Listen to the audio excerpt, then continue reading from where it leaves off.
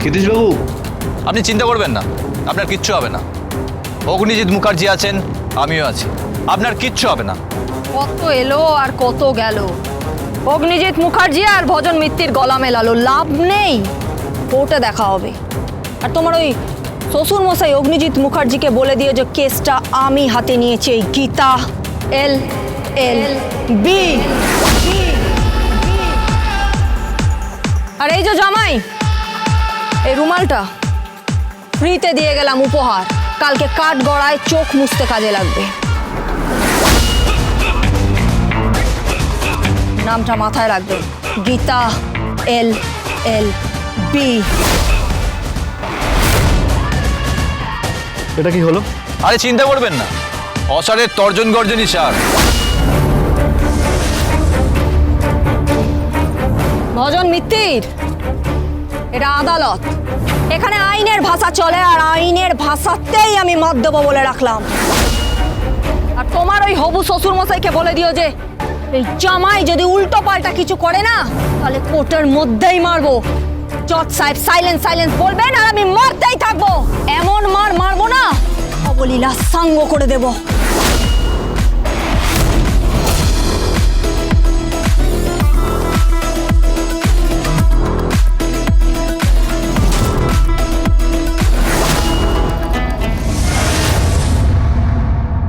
Hello, কে বলছেন? ক্ষিতীশ বলছি।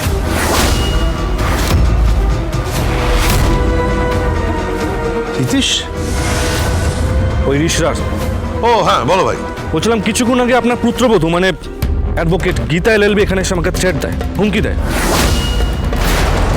সমস্ত সাংবাদিকদের সামনে একটা সিন ক্রিয়েট করে, বলে সে নাকি আমাকে এই কেসে জিততে দেবে না।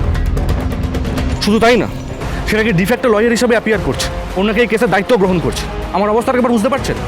সকলের সামনে কীভাবে এসে আমাকে থ্রেট করে গেছে আপনি কল্পনাও করতে পারবেন না। আর শুধু তাই না, ও আপনাকেও চ্যালেঞ্জ করেছে। আমি না ঠিক বুঝতে পারলাম না, আমি তো আপনাকে একটা মোটা টাকা ফিস দিয়েছি তাই না? যখন যা বলেছেন তাই করেছি, জলের মতন টাকা উড়িয়েছি। একটা কথা বলে দিলাম, আপনি কিন্তু এই শেষ মুহূর্তে এসে আমাকে ডোবাবেন না। চিন্তা নেই। আর যদি সেটা হয় তাহলে কিন্তু আপনি আপনার পেশার সাথে অন্যায় করবেন। এই তুমি আমাকে পেশা দেখাবে না, ছোকরা। Don't try to teach me. আমি জানি আমার পেশা কি, আমি জানি এই কেসটা আমি জিতবো। তুমি হারবে না, স্বয়ং ঈশ্বর যদি দাঁড়িয়ে পড়েন আদালতে, তাহলে তিনিও জিততে পারবেন না। তুমি চিন্তা করো না, আমি ওই লয়ারের সঙ্গে কথা বলছি। আর তোমার এই শ্বশুর মশাই আর তোমার এই শ্যালক যত নষ্টের গলা, মনে রাখো তুমি। রাখছি, কিন্তু একটা কথা মাথায় রাখবেন, আমার যেন কোনো সাজা না হয়, আর যদি হয় তাহলে। হ্যালো হ্যালো, বাবা কি হয়েছে? এই গিনি তোমার বোন কোর্টে গিয়ে সিন ক্রিয়েট করছে, ও হুমকি দিচ্ছে আমার মক্কেলকে, থ্রেট করছে। আরে সবে 2 দিন হলো বিয়ে হয়েছে, আর আদালত চত্বরে দাঁড়িয়ে আমার নামে যা খুশি বলে বেড়াচ্ছে। ও বলছে এই ক্ষিতীশ রায় কেসটাতেও আমার বিরুদ্ধে দাঁড়াবে। ও কি ভেবেছে কি? ও কি আমার শত্রু নাকি? ও কি চাইছে কি? বাবা আপনি শান্ত হন প্লিজ, আপনি শান্ত। আরে কি শান্ত হব? এই শোনো, শান্ত হওয়ার কোনো প্রশ্নই নেই। তুমি অন্যায় করেছো, সবকিছু তোমার জন্য। যবে থেকে তুমি এই বাড়িতে ঢুকেছো তবে থেকে প্রবলেমের শুরু। তুমি একবারের জন্য বলনি যে গীতা তোমার বোন? তুমি একবারের জন্য বলনি যে এই গীতা সেই গীতা যার সঙ্গে আমার বড় ছেলে ফোনে কথা বলতো? তুমি একবারের জন্য বলনি এই গীতাকে ব্রজবালা দেবী মন্দিরে দেখেছিল? বাবা আপনি আমার কথাটা একবার শুনুন। কি শুনবো? কি কথা কি শুনবো? ভরা ডুবি হয়ে যাবে আমার, বুঝতে পেরেছো? ভরা ডুবি। আরে ও কি ভেবেছে কি? ও সবে অ আ ক খ শিখছে, অ আ শিখছে, অয় অজগর আসছে তেরে, আমটি আমি খাবো পেরে, এসব শিখছে সবে লয়ের। আরে আমি লয়ের প্রিন্সিপাল, ও যে স্কুলে পড়ে সেই স্কুলের প্রিন্সিপাল আমি। বাবা আপনি আমার কথাটা একটু শুনুন, আপনি শান্ত হন প্লিজ, আপনি শান্ত হন। হ্যাঁ বলুন চলমান ইনস্টিটিউশন। ভদ্রভাবে কথা বলো, শ্বশুর মশাইকে বাবা বলতে শেখো। শ্বশুর মশাই?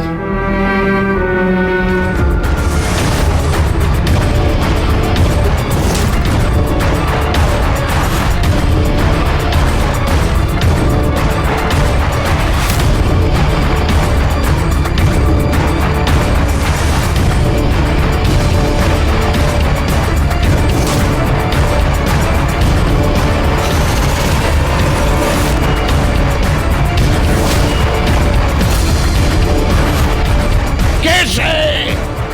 কোথায় মেয়েটি? কাকে বিয়ে করে নিয়ে এসছো তুমি?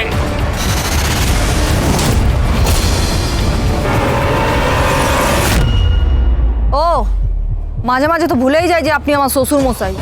What do you mean? কিছু না। কেন ফোন করেছেন সেটা বলুন। আমার অনেক চাপ আছে, কাজের চাপ। প্রচুর প্রচুর মক্কেল আসছে, বুঝতে পেরেছেন? মোটা মোটা টাকা অফার আসছে, প্রচুর কেস আসছে, কিন্তু আমি নিইনি। ওভাবে আইনকে আমি বিক্রি করিনি। ঠিক যতটুকু ফিস নেওয়ার আমি ততটুকুই নিচ্ছি, বুঝতে পেরেছেন? আর বেছে বেছে আমি সেই কেসগুলো নিচ্ছি যে কেসগুলোতে আমি ন্যায়ের হয়ে দাঁড়াতে পারি আর অন্যায়ের বিরুদ্ধে দাঁড়াতে পারি। আর অদ্ভুতভাবে বেশিরভাগ কেসে, এমনকি কিছু পলিটিক্যাল কেসে, আমি যেটা দেখতে পাচ্ছি সেটা হলো উল্টো দিকে আপনার নাম। যেখানে যেখানে আপনাকে পাবো আমি সেখানে সেখানে আপনাকে মাত দেব। অ্যাডভোকেট গঙ্গুলি! হ্যাঁ, অ্যাডভোকেট মুখার্জি। আমি নিজে হাতে রিসরা গৃহবধূ হত্যাকাণ্ডের কেসটা নিয়েছি। আপনি জিততে পারবেন না। আর ওই বাবু সোনা কৃপান ব্যানার্জির হাজতবাস হবেই, আপনি ওকে বাঁচাতে পারবেন না। আমি বাঁচাতে পারবো। আমি তোমাকে এই বাড়ি থেকে তাড়াবো আমার ছেলের সঙ্গে। আমি কাব্যে আর বিয়ে দেবো। কোর্টে তোমাকে আমি ধূলিসাৎ করে দেবো। আমি তোমাকে চ্যালেঞ্জ করছি। Challenge accepted my dear father in law, accepted.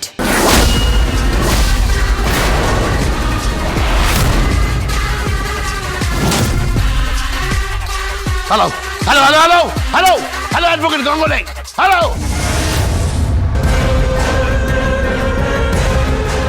কি শুরু করেছে কি? ও কি শুরু করেছে কি?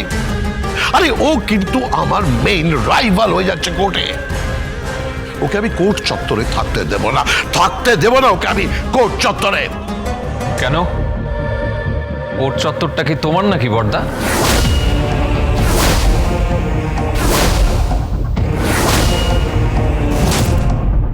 আমি তো শুনেছি ওখানকার জমি কেনা বেচা নেই। নয় হ্যাঁ বড়দা, তোমার তো অহংকার হওয়া উচিত যে তোমার পুত্রবধূ সতের পাশে দাঁড়িয়ে লড়াই করছে। তোমার তো অহংকার হওয়া উচিত যে পদ্মর হাত ধরেছে। রিসরা হত্যাকাণ্ডে যে গৃহবধূ তাকে যে খুন করা হয়েছে। খুন করা হয়নি, ওটা খুন ছিল না, ওটা মিথ্যে কথা। মিথ্যে কথা নয়, এটাই সত্যি কথা। এটা তুমিও খুব ভালো করে জানো, এটাই সত্যি কথা। না কে হ্যাঁ, দিনকে রাত, রাতকে দিন করে একমাত্র তোমার পক্ষে সম্ভব। যে লোকটা খুন করেছে তাকে বাঁচানো একমাত্র তোমার পক্ষে সম্ভব, কিন্তু তখন তুমি ভাবোনি যে তোমার সামনে ওই মেয়েটা আসবে। বাচ্চা মেয়ে যাকে তুমি আন্ডার এস্টিমেট করেছিলে, যাকে ধর্তব্যের মধ্যে তুমি ধরনি, সেই মেয়েটা কাঠগড়ায় দাঁড়িয়ে তোমার মুখোমুখি হয়ে চোখে চোখ রেখে তোমাকে বলে বলে গোল দিচ্ছে। ছোটকা, ছোটকা প্লিজ প্লিজ এবার আপনি একটু চুপ করুন।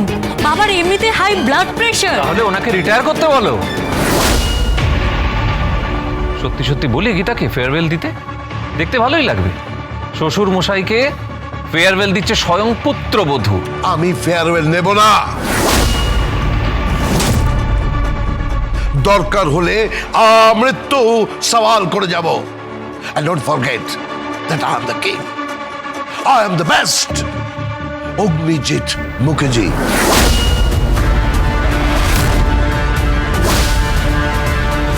তুমিও জানো যে তোমার আসন টলমল। তুমি আর বেস্ট নেই। তোমাকে হারানোর জন্য ওই গীতাই একা যথেষ্ট। গীতা